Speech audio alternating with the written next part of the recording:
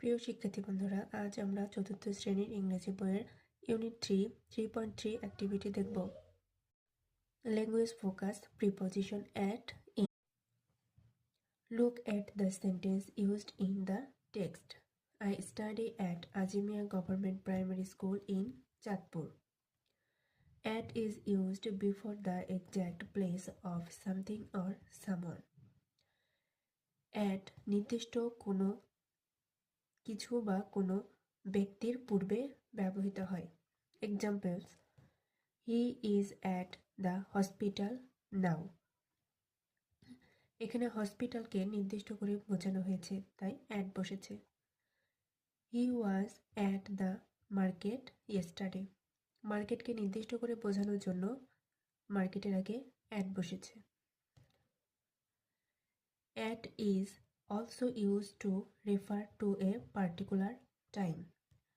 At নির্দিষ্ট কোনো সময়ের পূর্বে ব্যবহৃত হয়। Examples: I get up at 6 AM। এখানে 6 AM কে নির্দিষ্ট করে বোঝানো হয়েছে, এই কারণে 6 AM এর আগে অ্যাট বসেছে। They started at 9 o'clock in the morning. এখানেও 9 o'clock নির্দিষ্ট একটি সময়কে বুঝিয়েছে, যার কারণে 9 o'clock এর আগে অ্যাট বসেছে। In is used before the name of a place or area to say where someone or something. In ব্যবহৃত হয় কোনো ব্যক্তি বা কোনো কিছু কোথায় আছে সেই জায়গার নাম বোঝাতে। Examples: he lives in Hemayetpur. সে হেমায়েতপুরে বাস করে। এখানে হেমায়েতপুরকে নির্দিষ্ট করে বোঝানো হয়েছে যে সে হেমায়েতপুরে বাস করে। এখানে হেমায়েতপুর একটি নির্দিষ্ট জায়গা। The children are playing in the field.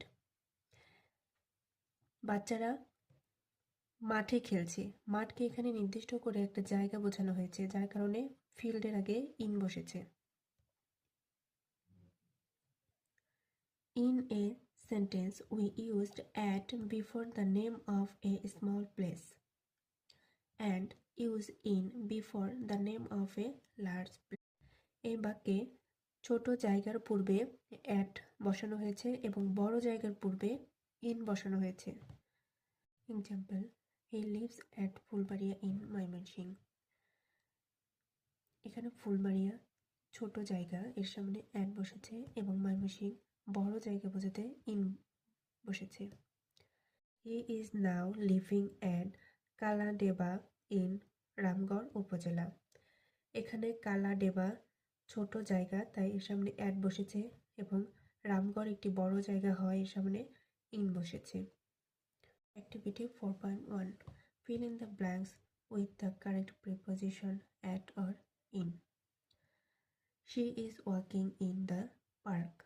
We saw him sitting in the classroom. The train is waiting at the station. My brother lives at Kapashia in Gazipur. Let us meet at 5 PM at the library.